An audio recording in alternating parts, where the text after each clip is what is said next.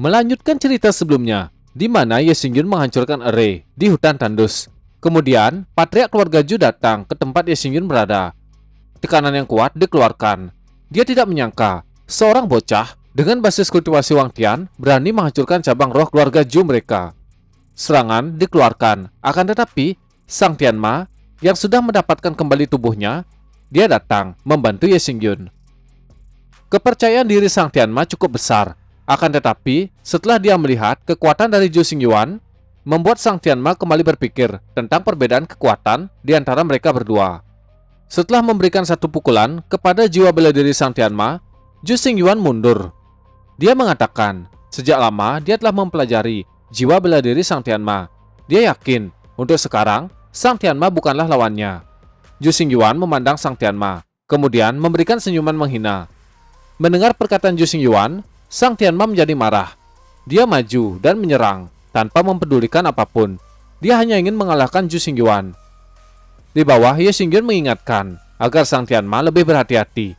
Pukulan yang dikeluarkan Sang Tianma bisa ditangkis dengan mudah oleh Zhu Xingyuan. Kemudian dia tersenyum ke Sang Tianma. Pukulan dilepaskan dan berhasil mengenai wajah Sang Tianma hingga dia terpental. Merasakan perbedaan kekuatan di antara mereka berdua, Sang Tianma berpikir, hari ini akan menjadi akhir baginya. Dia lupa cara bertarung setelah dia terpisah begitu lama dengan tubuhnya. Dia mendarat di tanah setelah terkena pukulan tersebut. Ye Xingyun menghampirinya, kemudian mempertanyakan, apakah dia baik-baik saja? Sang Tianma bangkit. Dia melihat Ye Xingyun dan mengucapkan permintaan maaf, karena dia sudah lama tidak bertarung dengan tubuhnya. Dan jelas-jelas, dia bukanlah lawan dari Zhu Xingyuan. Karena hal itu, Sang Tianma mengajak Ye Xingyun mundur. Ye Xingyun sependapat, dia menyuruh Sang Tianma pergi mengikutinya. Mereka berdua terbang, menjauh dari tempat pertarungan. Zhu Xingyuan yang melihat mereka berdua lari, dia tidak tinggal diam dan ingin melihat kemana mereka berdua bisa pergi. Dengan cepat, Zhu Xingyuan melompat, mengejar Ye Xingyun dan Sang Tianma. Berpindah ke Ye Xingyun, saat ini mereka masih terbang, diikuti dengan Sang Tianma. Sang Tianma yang berada di belakang bertanya, kemana Ye Xingyun akan pergi? Ye Xingyun menjawab kalau dia akan pergi ke Persatuan Alkemis dan meminta Sang Tianma mengecilkan tubuhnya terlebih dahulu. Sang Tianma mengikuti perkataan Ye Xingyun. Perlahan, tubuhnya yang besar mulai menyusut seukuran tubuh manusia pada umumnya.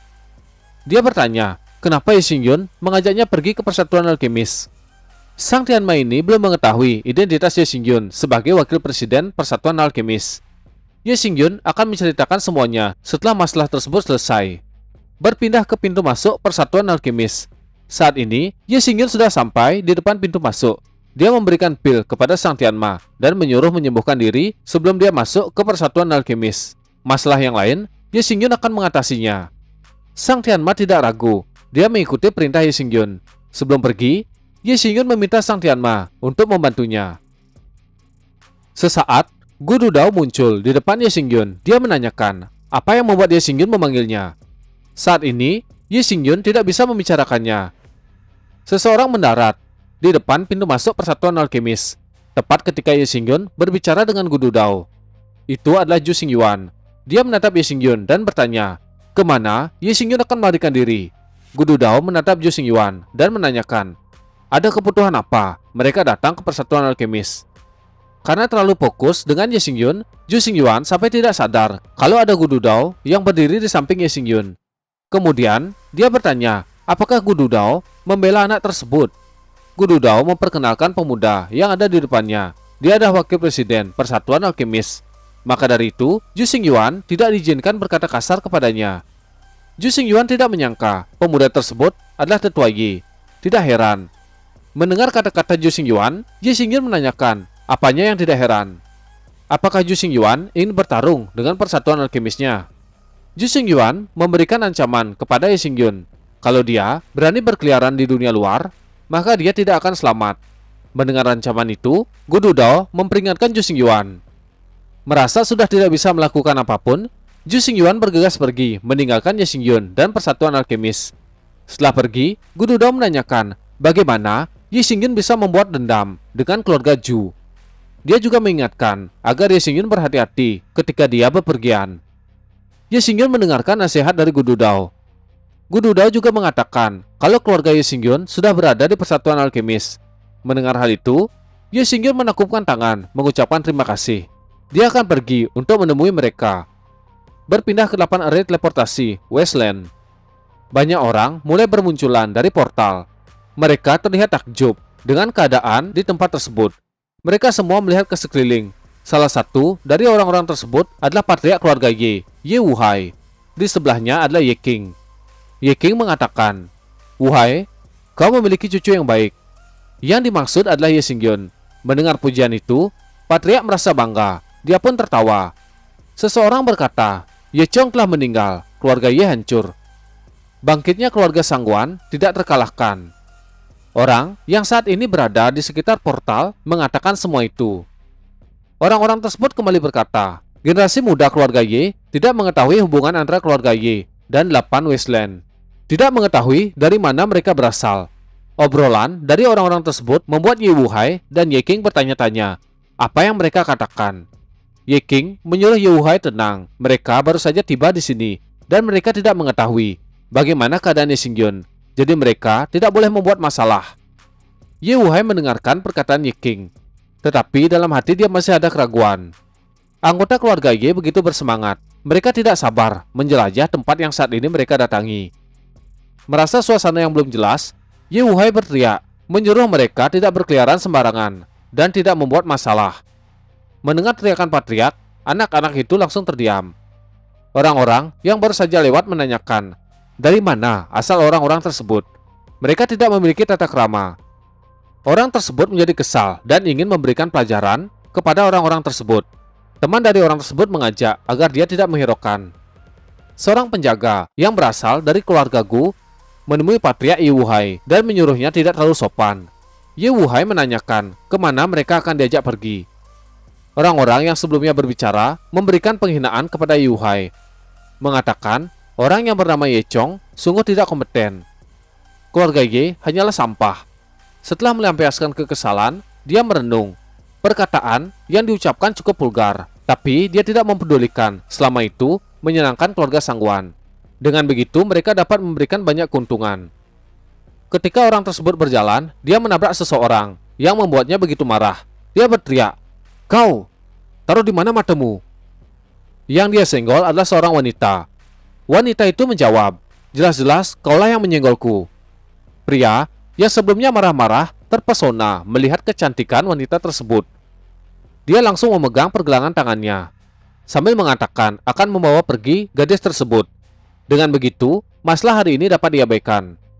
Jika tidak terima, mereka dapat mencarinya di keluarga Sangguan. Dia mengatakan namanya, yaitu Sangguan Q, murid luar dari keluarga Sangguan. Gadis itu menjerit ketakutan, meminta pemuda tersebut melepaskan tangannya. Ye Wuhai yang mendengar teriakan tersebut langsung menoleh. Suara teriakan tersebut cukup familiar baginya. Ye Wuhai mengatakan keluarga Sangguan terlalu banyak menipu dan meminta pria tersebut melepaskan murid dari keluarga Ye mereka. Serangan dikeluarkan oleh Ye Wuhai. Serangan tersebut disadari oleh Sangguan Q. Dia langsung melompat menghindari serangan dari Ye Wuhai. Dia bertanya, apakah orang tua itu sudah gila? Berani menyinggung keluarga Sangguan hanya karena seorang wanita. Ye Wuhai mengatakan keluarga Ye merupakan anggota keluarga Sangguan. Pria yang berada di depannya hanyalah seorang murid luar. Karena dia telah menghinanya, hari ini Ye Wuhai akan memberinya pelajaran. Sangguan Q mengatakan kalau mereka hanyalah orang yang berasal dari dunia bawah, berutang banyak hal kepada orang-orang dari dunia ini. Karena itu, Q ingin memberikan pelajaran tentang aturan di dunia ini. Seseorang berteriak menghentikan pertengkaran mereka berdua, meminta menahan diri dan menghormati keluarga Gu. Itu adalah salah satu penjaga dari keluarga Gu. Sangguan Q tidak mau mendengarkannya. Dia berkata, ini adalah masalah dengan orang tua dari keluarga Ye, jadi tidak ada hubungan dengan keluarga Gu. Penjaga Gu mengatakan, keluarga Ye ini adalah tamu dari keluarga Gu, kemudian memberikan ancaman. Apakah Sangguan Q ingin melawan keluarga Gu? Sangguan Q tidak mau mengalah. Dia juga mengatakan, gertakan tersebut tidak akan membuatnya takut. Keluarga Sangguan mereka juga salah satu dari 8 keluarga besar. Dia berpikir keluarga mereka tidak akan kalah dari keluarga Gu. Kemudian menyuruh penjaga keluarga Gu tidak menghalangi tindakannya. Hal itu membuat Sangguan Q kesal. Dia maju menyerang Ye Wuhai tanpa mempedulikan ancaman dari penjaga keluarga Gu. Ye Wuhai tidak tinggal diam melihat Sang Wan Qiu menyerang. Dia juga mempersiapkan serangan. Sebuah bola kekuatan digumpalkan oleh Ye Wuhai. Belum selesai mengeluarkan tekniknya, seseorang tiba-tiba muncul di depan Ye Wuhai yang membuatnya terkejut. Sebuah tendangan langsung mengarah ke Sang Wan Qiu. Dia tidak sempat menghindar dari serangan yang begitu cepat. Tendangan tersebut mendarat pada wajahnya yang membuat Sang Wan Qiu terpental. Orang yang melakukan serangan tersebut adalah Ye Xingyun. Ye Wuhai sangat terkejut melihat kedatangan Ye Xingyun yang begitu tiba-tiba. Ye Xingyun melirik kakeknya kemudian mengatakan kalau mereka tidak perlu takut. Dia akan membereskan semua kekacauan ini.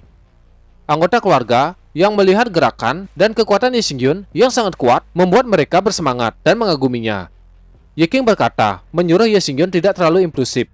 Dia takut akhir ceritanya tidak akan baik. Ye Xingyun menyuruh Ye King mengabaikannya.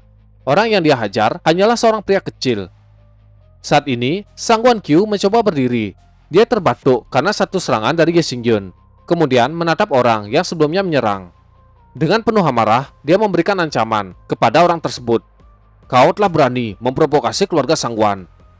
Akan tetapi, ketika dia melihat wajah Ye Xingyun, ekspresi wajah Sang Wan Qiu menjadi lucu. Dia sangat takut dengan wajah tersebut. Sang Wan Qiu memanggil Ye Xingyun Presiden Ye, yang membuat Ye Wuhai dan Ye King merasa bingung. Mereka berdua belum mengetahui identitas Ye Xingyun yang sangat tinggi. Penjaga keluarga Gu menjelaskan, identitas Ye Xingyun adalah wakil presiden dari persatuan alkemis mereka. Informasi tersebut begitu mengejutkan bagi mereka berdua. Sang Wan Qiu langsung berlari menuju Ye Xingyun. Dia tidak ingin membuat masalah bertambah besar. Dalam hati dia merasa menyesal. Bagaimana bisa dia memprovokasi dewa pembunuh? Dia mengingat orang di depannya bahkan berani membunuh ahli waris dari keluarga Sang Wan, apalagi dia yang hanya secuil sampah. Saat ini, Sang Wan Qiu langsung berlutut di depan Ye Xingyun. Tubuhnya gemetar. Dengan wajah penuh penyesalan dan berlinang air mata, dia meminta maaf kepada Ye Xingyun. Dia mengatakan tidak mengetahui kalau orang-orang yang baru saja dia provokasi adalah kerabat dari Presiden Ye. Ye Xingyun tidak menanggapi. Sang Wan Qiu mendekat dan berlutut kepada Ye Wuhai, meminta maaf atas kebodohan yang telah dia lakukan. Dia juga mendekat ke gadis yang baru saja dia lecehkan dan meminta pengampunan atas kesalahannya. Sang Wan Qiu memegang kaki dari gadis tersebut yang membuatnya kesal. Karena kesal, gadis itu memberikan sedikit tendangan kepada Sang Wan Qiu. Patriark Ye Wuhai tidak ingin memperpanjang masalah. Dia segera menghampiri Ye Xingyun. Melihat kakeknya khawatir, Ye Xingyun mengatakan kalau dia masih bisa berpikir jernih. Jadi tidak akan ada masalah. Ye Xingyun mendekat ke Sang Wan Qiu. Mengetahui hal itu, wajah Sang Wan Qiu langsung suram, tubuhnya gemetar. Seseorang yang menyaksikan kejadian tersebut segera pergi meninggalkan mereka. Dia tidak ingin terlibat dengan urusan orang-orang besar. Dia juga mengajak temannya pergi dari tempat tersebut. Namun temannya tidak ingin pergi. Temannya kembali menjelaskan, apapun yang kedua keluarga itu lakukan tidak akan bagus bagi orang-orang kecil seperti mereka. Pria bertopi hitam mengatakan, orang-orang yang ada di sini tidak ada yang pergi, jadi mereka juga tidak perlu pergi. Saat ini, banyak orang berkerumun membentuk lingkaran di sekitar Ye Xingyun dan Sang Wan Qiu. Orang-orang tersebut ingin melihat apa yang akan dilakukan Ye Xingyun. Tampaknya, orang-orang itu menyadari apa yang akan terjadi. Kepalan tangan Ye Xingyun diangkat. Sang Wan Qiu yang melihat hal itu merasakan firasat yang buruk. Ye Xingyun berteriak, siapapun yang dapat membunuhnya akan diberikan pil kelas 4. Dari kepalan tangan, Ye Xingyun mengeluarkan pil. Seketika, keributan terjadi. Mereka semua bersiap melakukan perintah yang dikatakan Ye Xingyun demi mendapatkan pil kelas 4. Pria bertopi hitam tidak menyangka hadiahnya cuma pil kelas 4. Orang yang dibunuh adalah anggota keluarga Sang Wan. Sebagai imbalan, seharusnya mereka diberi pil tingkat 5. Orang-orang tersebut mulai berpikir, apa yang dikatakan pria bertopi hitam itu benar. Meskipun Sang Wan Qiu hanyalah seseorang yang berada di lapisan Wang Tian, tapi keluarga yang ada di belakangnya tidak bisa diremehkan. Merasakan provokasinya berhasil, pria bertopi hitam merasa senang. Orang-orang mulai berteriak meminta Ye Xingyun memberikan pil tingkat 5 sebagai hadiah. Ketika semua orang berteriak meminta Ye Xingyun memberikan pil tingkat 5, pria dengan topi hitam melesat menyerang Sang Wan Qiu. Melihat seseorang datang memegang pisau, Sang Wan Qiu memperingatkan kalau dia adalah anggota keluarga Sang Wan. Akan tetapi sudah terlambat. Pisau tersebut menancap di perut Sang Wan Qiu yang menyebabkannya memuntahkan seteguk darah. Orang-orang yang ada di sana merasa kesal. Mereka merasa dipermainkan oleh pria bertopi hitam. Sebelumnya, dialah yang memprovokasi agar mereka meminta Ye Xingyun menaikkan hadiah. Di saat lengah, dia malah mengambil kesempatan untuk membunuh Sang Wan Qiu dan mendapatkan hadiah. Pria bertopi hitam tidak mempedulikan perkataan orang-orang. Dia maju menuju Ye Xingyun dan meminta hadiahnya. Ye Xingyun yang merasa tidak asing dengan pria bertopi hitam, dia berkata, "Kekuatanmu telah meningkat." Kalau tidak salah, pria dengan topi hitam ini adalah Peng Sanseng yang selalu sial ketika bertemu dengan Ye Xingyun. Sanseng tidak mempedulikan perkataan Ye Xingyun. Dia segera mengambil pil tersebut dan mengatakan kalau dia benar-benar tidak ingin bertemu dengan Ye Xingyun yang seorang iblis. Ye Xingyun tertawa mendengar perkataannya. Orang-orang yang mendengar perkataan tersebut mempertanyakan siapa sebenarnya orang dengan topi hitam. Dia bahkan berani menyebut Presiden Ye sebagai iblis. Hal itu membuat orang-orang penasaran dan ingin mencari tahu informasi tentangnya. Ye Xingyun berkata, hanya satu, keluarga Sang Wan atau keluarga Yi yang bisa bertahan. Karena hal itu, Ye Xingyun tidak akan berbelas kasih kepada lawannya. Dia berjalan pergi, diikuti dengan Ye Wuhai dan Ye Qing.